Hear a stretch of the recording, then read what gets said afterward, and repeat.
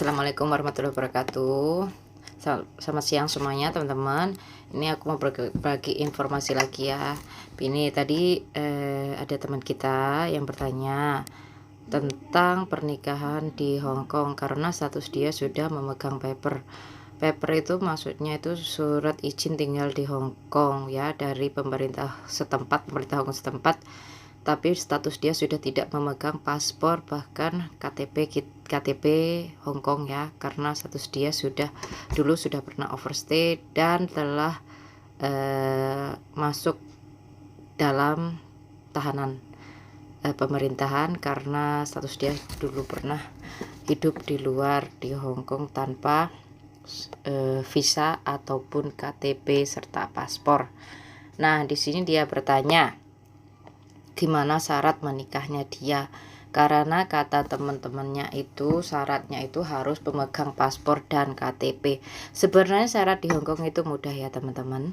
Syaratnya kalau mau menikah itu harus udah ada KTP, harus ada paspor, bukan KTP ya, ada paspor Indonesia.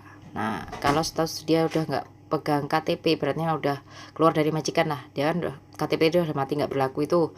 Nanti paspor masih ada visa berlaku sampai 2 minggu ke depan, itu masih bisa, nggak apa-apa ya.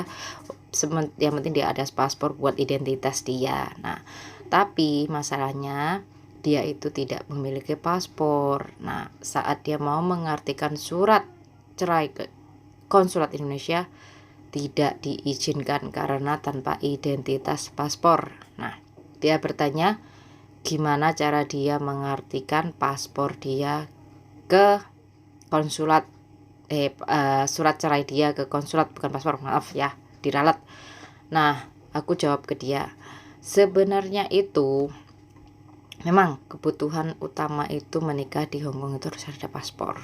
Nah, tapi karena dia statusnya udah paper, nah paper itu udah sebagai surat keterangan dia pengganti paspor atau pengganti KTP dia di sini ya.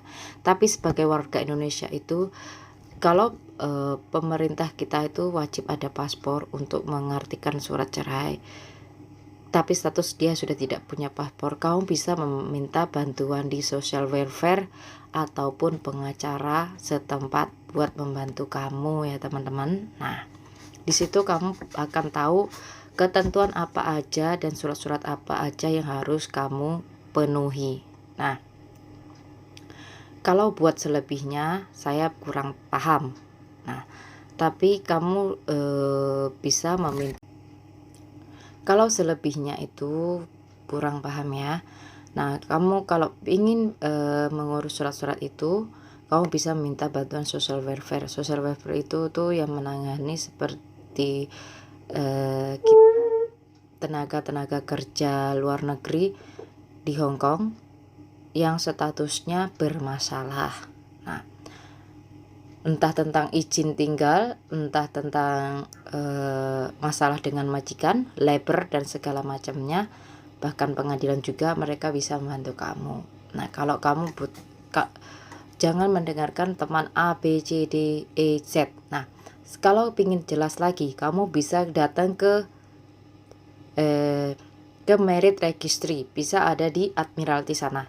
Nah, kamu bisa tanya mereka syarat dan ketentuannya apa saja biar kamu bisa jelas, ataupun pengacara, kamu bisa mencari pengacara buat membantu kamu ya. Tapi ya pengacara di sini tahu sendiri kan mahal, dah pasti mahal ya teman-teman. Nah, kamu bisa juga meminta pertolongan pemerintah setempat atau agen-agen setempat yang paham dengan situasi kamu. Nah, tapi kamu tetap harus hati-hati ya, karena tidak semua orang itu bisa membantu kamu. Kadang kamu disalahgunakan atau dimanfaatkan. Buat yang tadi bertanya mbaknya, semoga urusannya segera selesai dan dia meminta aku nanti datang saat di acara pernikahan dia. Insya Allah aku akan bantu sampai selesainya.